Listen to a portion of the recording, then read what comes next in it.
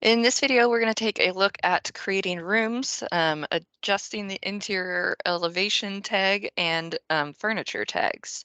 So let's go ahead and start off with rooms here. I'm going to go to my architecture tab for that. And looks like I'm in a command. Whoops. Okay, gonna X out of that. Oh, I'm in a sheet. That's why I'm not in a view. Uh, so we have to be in a view. I can activate it and place them on the sheet, or I can just go to one of my floor plans. Go ahead and X out of those sheets. ZA to zoom there.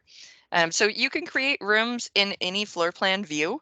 The important thing to note about creating rooms is that when you create them initially, they you have the option to apply room tags with them, but that does not mean that you're creating room tags on every view. Okay, in fact, you are not at all.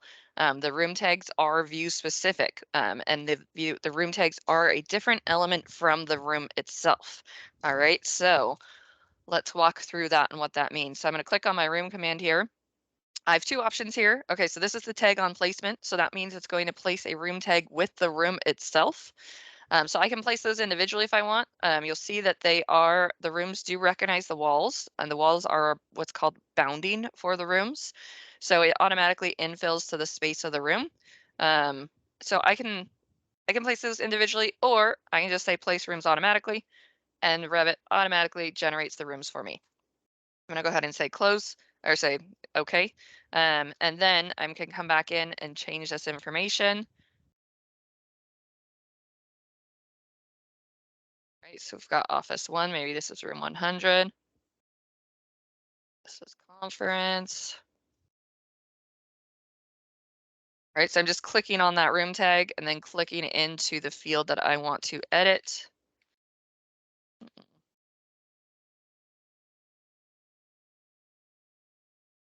And then clicking down into the number to update that. You do have to update these individually.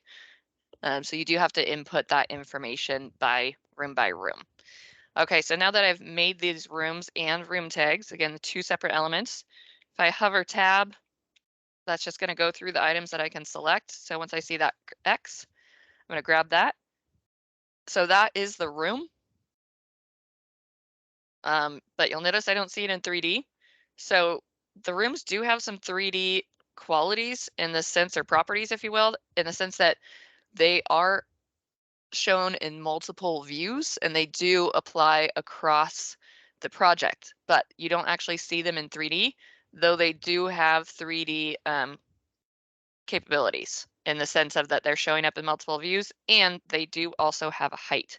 So that's the limit offset here. So if I had an 8-foot ceiling in there, and we'll learn how to do ceilings later on, but if I had an 8-foot ceiling in there, and I then would want to adjust this, if you're being very selective about it, if you're using the volume of the rooms for anything, you want to make sure that you would adjust that to be an 8-foot high room. For the purposes of this course, probably not something you need to worry about, but just so you're aware that it does have an attribute of a height here. It also has the identity data. Okay, these are parameters here that are linked to the room tag. So if I were to change one of the information here, it will update accordingly here. Okay, so now I've created these rooms. All right, here's the room tag itself. If I go to one of these other plans though, it's going to look like I won't have any rooms. Okay, so it's really, really important to remember that that room tag is different than the room itself. So you might be really tempted right now to come in here and say, oh, I don't have rooms. Let me create them. So when you do that, you'll see that Revit is telling you all these little blue X's, those are rooms. So that's when you realize, oh, I have the rooms, I just needed to tag them. All right, so if you do click and put two rooms in the same space, Revit's going to give you an error and tell you there's multiple rooms in the same enclosed region. So I'm going to cancel that. But now I'm just going to tag the room.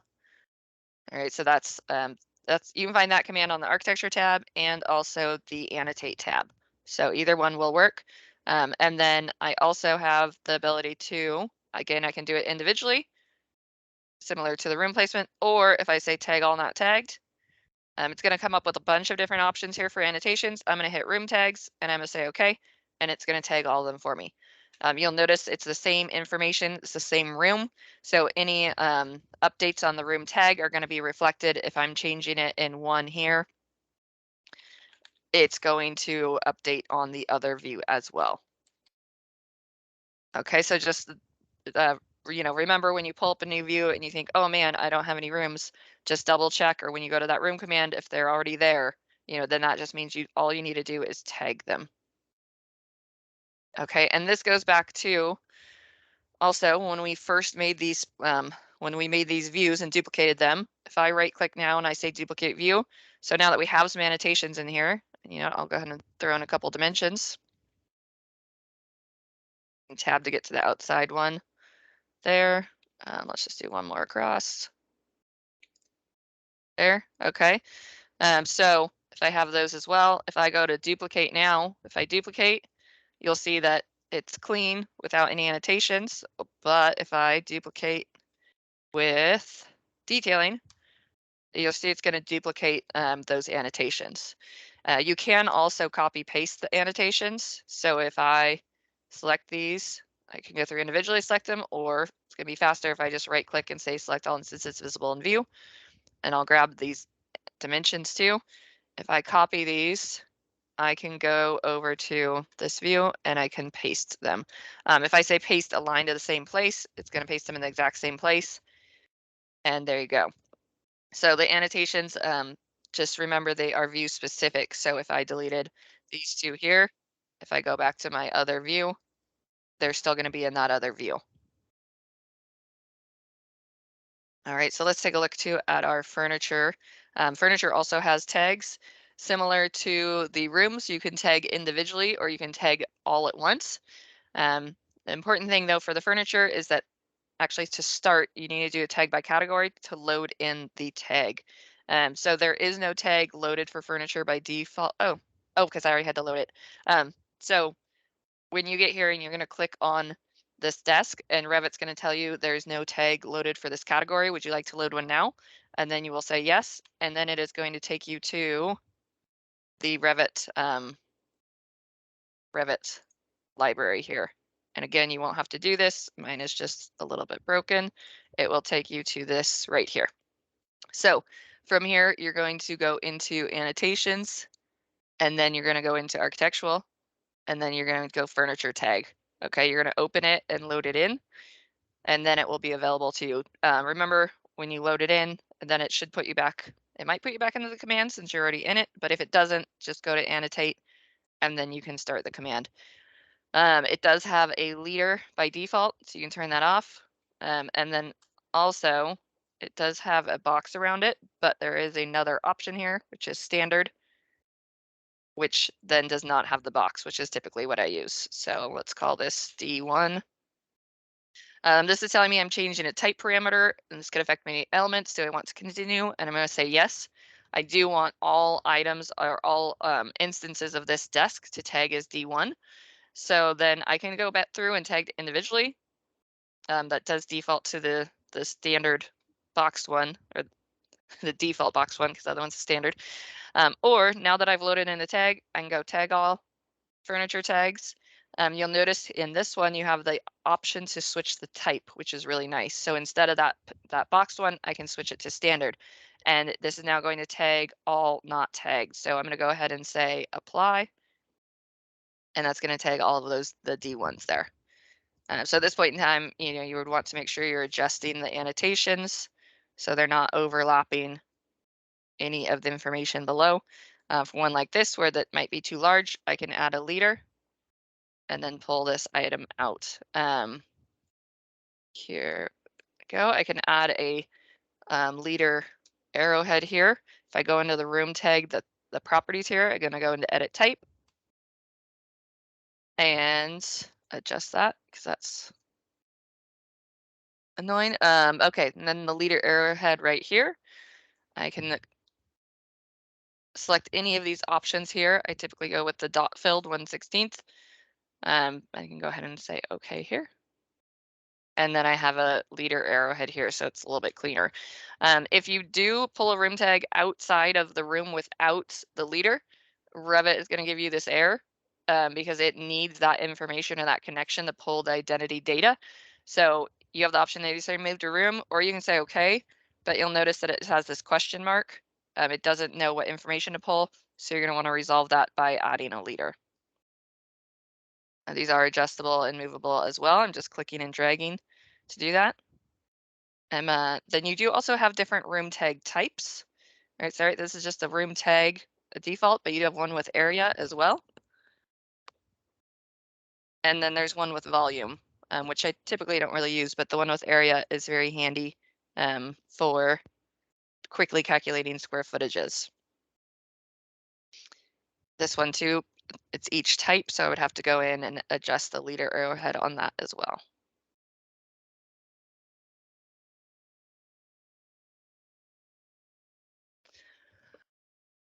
All right, let's take a look at our interior elevation tag and modifying that. So remember to do that, we're gonna go to our view tab, elevations. And remember that default is the building elevation. We wanna switch it to interior elevation. And then I'm going to click to place. Remember, we don't want to do 4 of these markers. I have a little graphics thing going on there. We just want to do 1 and then create the other views. Let's say this is.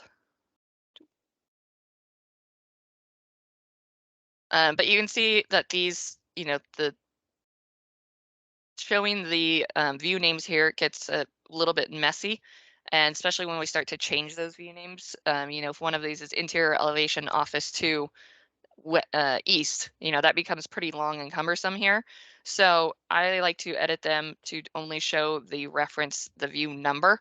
So to do that, I'm going to select one of the markers here, and I'm going to go into edit type, and under the elevation tag for a 1/2 inch circle, I'm going to click on that.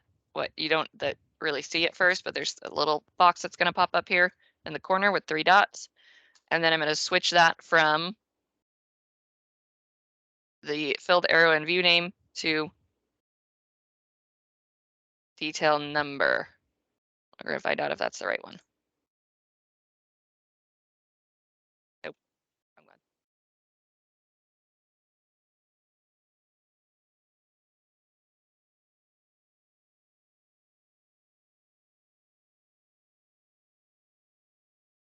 Of course I can't see it, it's right behind it. There we go, that one. Okay, so you're just gonna, in the 1/2 inch circle, you're gonna go up 1, so it just says to elevation mark body circle, filled arrow. All right, so that cleans that up a lot and then makes those, easier to see on the view. If at any point in time you need to move the elevation marker, it's really important to make sure you hover tab and just select the circle. If you move it, if you select all of this, it's going to move the views as well. So see how those views now are outside. But if I move it, so right now they're back inside. If I move just the circle itself though, it's only moving the annotation, and then the views stay in the room. Just because sometimes the markers start to get pretty messy and you have to pull them outside and do kind of a leader back. All right, so that takes care. Oh, let's take a look at our room separation tool. I'm gonna go ahead and close all these guys. So, sometimes you might have multiple rooms in the same space that does not, that aren't all bounded by walls. So it might be like a reception and into a lobby space, that type of thing. So let's go ahead and we'll make this lobby. And I'll go to my architecture tab and I can use a room separator to help me solve that. So room separator, I'm going to draw that in. All right, now you'll see the room, see how it's now bounded by the walls and the room separator. Okay, but the room separator does not automatically create a new room. So if I've already created all my rooms, I'm going to need to come back and place a room now. But you'll see how there's now no room here at all. So now I can come in and click to place the room. Again, something to note with the room tags, now that I've already tagged the rooms in the other views, remember the room tags are view specific. So if you add in a room separator afterwards, you will need to go back to your other views and adjust the annotations. So it is helpful to place any room separators that you have before you start tagging, just so you don't forget about it, but you can always go back in and add the room tags. But just remember that it is going to be view specific. You can also make a wall not bounding. So this might be something you want to do if let's say you have a closet in a room or something small like that. So if I select the wall, I can tell it to, under my properties here, I can unclick room bounding, and then you can see here, just to hover tab to select that room, you'll see that it overrides that property of the wall, and now it's still going to calculate the square footage and have this entire thing be the room. You can also tag rooms in other views, and it's going to track the same identity data information. So if I change this here, it's going to update in the model and all the other views.